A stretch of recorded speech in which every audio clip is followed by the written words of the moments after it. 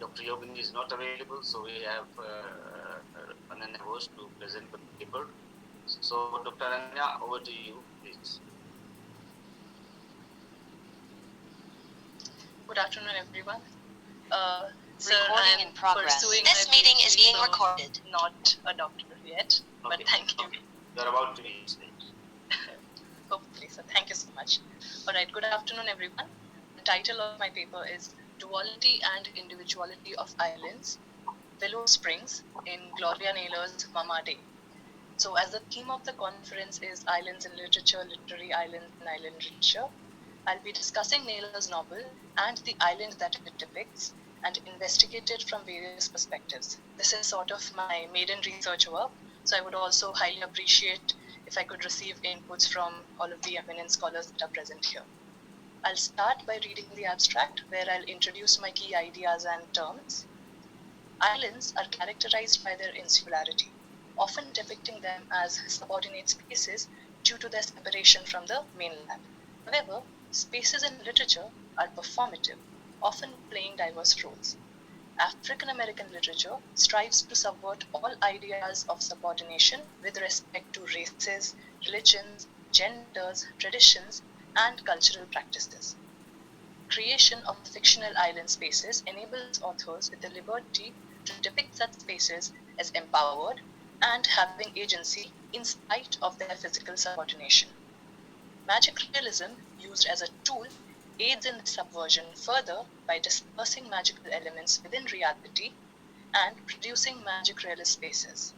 Gloria Naylor creates such a space in her work Mama Day, published in 1988, through the island of Willow Springs, which is a fictional landmass situated off the coast of the American states of Georgia and South Carolina, but neither under the jurisdiction of either state nor displayed on any map, giving it both legal and geographical autonomy and hence authority. Willow Springs is like a character that expresses the story of resistance and individuality by opposing the state bodies that constantly try to impose their authority on the island by trying to locate it on a map, enforcing jurisdictions of the neighboring US states, and ultimately by intending to rule the island with Western ways of governance. This paper investigates the duality of fictional spaces that are both magical and real at once, and how these spaces use magic woven into reality to subvert the colonial and racial hegemony and create narratives of authority, autonomy, and resistance. To introduce my paper, I begin. Space is a term attributed to a land or an area that is empty or unused.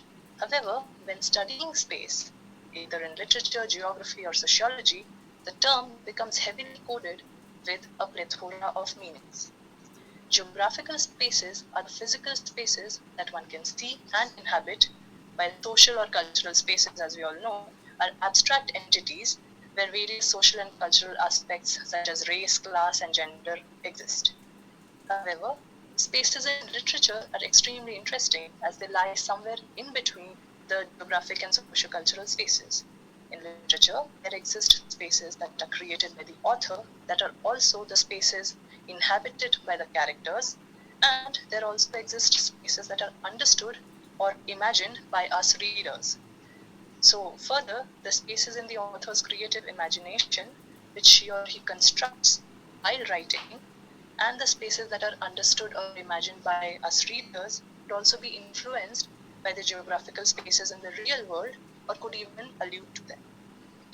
Thus, spaces in literature are multifaceted, and sometimes they blur the lines between imaginative and real because of their mimetic nature of mirroring reality and of real world spaces. Spatial studies or spatiality is a discipline that studies and theorizes spaces, both real and imagined. Robert T. Talley Jr.'s seminal work Spatiality engages with the theory of spaces and how they are dealt with in various academic disciplines.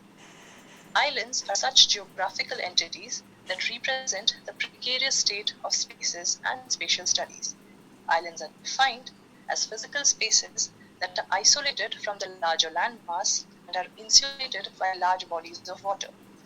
This insularity is generally looked at negatively as, and I quote Godfrey Baldacchino when he says, it comes along with a semantic baggage of separation and backwardness. So islands are hence considered negatively or have a negative connotation. However, it is this very insularity that sometimes enables islands to also enjoy their autonomy. And this paper argues for the possibility of a state of autonomy of islands through Gloria Naylor's novel Mama Day, which narrates the story of the island of Willow Springs. To give a background, Gloria Naylor is one of the premier African American authors whose works are emblematic of African American literature. African American literature is a vast body of work produced by and about the citizens of America who are of African descent. It aims to depict the discrimination faced by African Americans in the dominant white American society. The African Americans as a community have been otherized on multiple fronts, on the grounds of their race and skin color, explicitly as well as implicitly in the form of denial of opportunities on the educational, employment, as well as the civic front. They have also been discriminated against on cultural, political, linguistic, and even geographical grounds, hence the concept of ghettos. Thus, they have remained as a highly marginalized group in the dominant white society. Further, the women of this community lead a doubly marginalized existence of both sexual and racial otherization in the white patriarchal society, and they are disadvantaged in all aspects. Works by African American authors allude to all of these discriminations and oftentimes treat them as the primary subject matter. Mama Day, the novel in question, recounts the story of Sapphira Wade, who was a slave woman who fought for her own and others' freedom. Sapphira's legend is repeatedly sung in every aspect of existence of the island and its inhabitants. She is described as an individualistic and strong-willed woman who used her conjuring powers or magical powers to first seduce her master, Bascom Wade, into marrying her and then into giving ownership of the island to her and to all of his other slaves. She then kills her master to escape the island and returns to her native land of Africa. Sapphira's legend is told and retold throughout generations on the island through stories, songs, prayers, and the repetitive use of the phrase 18 and 23. And she becomes a sort of a legend or a myth for the island. A story is so powerful that it gives identity to the inhabitants and to the island itself. Further, the island of Willow Springs is a fascinating place considering all of its geographical and political characteristics. Naylor paints it as an island that is situated off the coast of the American states of Georgia and South Carolina, but doesn't fall under the jurisdiction of either state. It lies stuck in between both the states, but also equally away from both.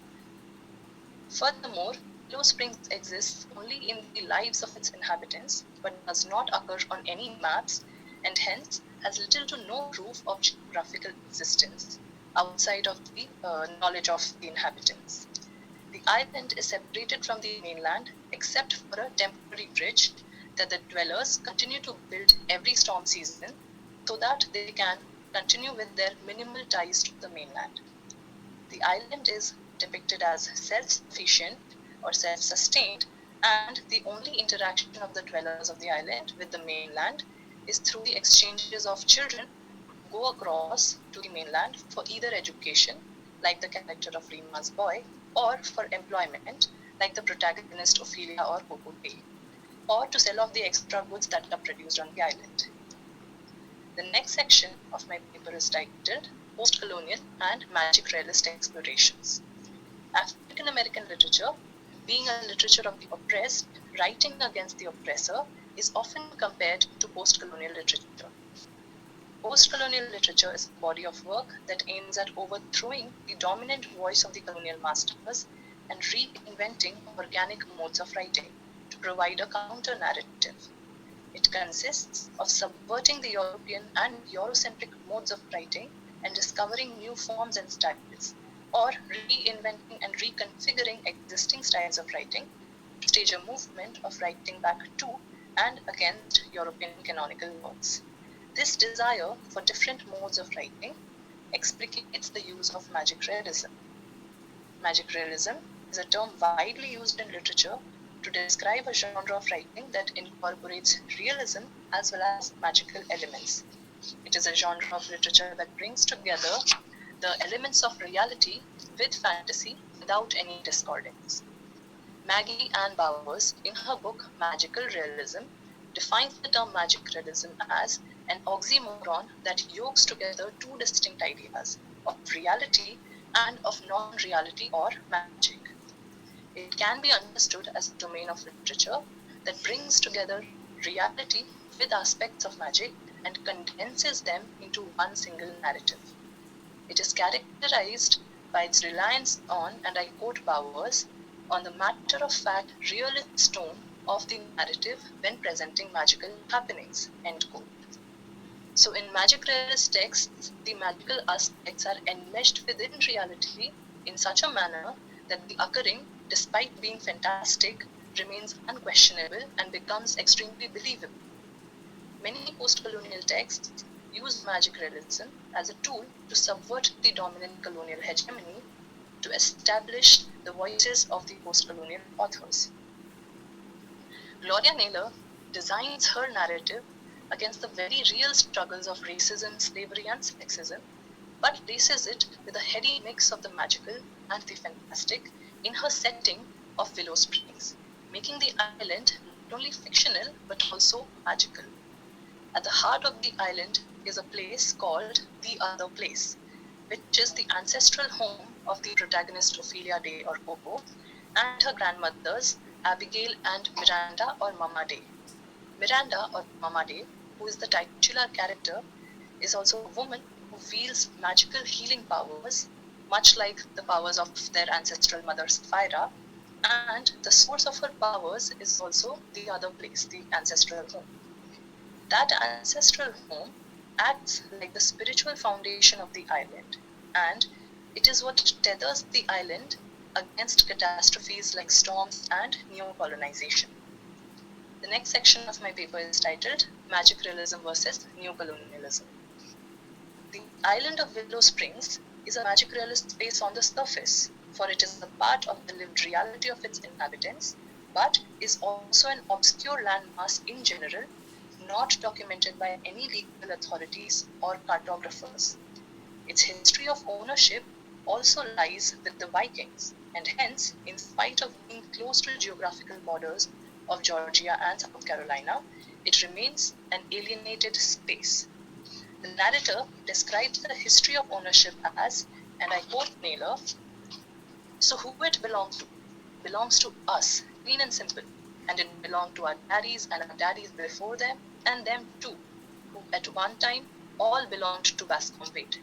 And when they tried to trace him and how he got it, found out he wasn't even American, was Norway born or something, and the land had been sitting in his family over there in Europe since it got explored and claimed by the Vikings. Imagine that." End quote. This clarification of the history of the island is provided to point out the next stage of colonization, that of neocolonialism. Neocolonialism is a phenomenon where dominant nations encroach upon the weaker nations, and often the ones that have been previously colonized. For the US, the island of Willow Springs brings an excellent opportunity of colonial expansion due to its advantageous location near the coast of both the states of South Carolina and Georgia. The agenda of Western neocolonization and expansion is also clear in the determination of the American government to capture the land and bring it under its legal jurisdiction to make the island dwellers pay taxes and participate in the American economy at a larger scale. The narrator explains how the various state authorities show interest in the land and its produce and are, I quote, "all excited and determined to put Willow Springs on the map," and end quote. The efforts do not stop at just that. Instead, after the neo-colonial strike and the resistance of the island dwellers to that, the island comes under the radar of the capitalists, and new ventures are proposed to the island dwellers. The narrator expresses the frenzy of these capitalists, and I quote from the novel, "Them developers started swarming over here like sandflies at a Sunday picnic," end quote. They paint pretty pictures of community upliftment and better jobs, etc., and try to entice the islanders to sell off a stretch of their unused land near the beach to create vacation paradises. But the islanders are intuitive and see through the rose-tinted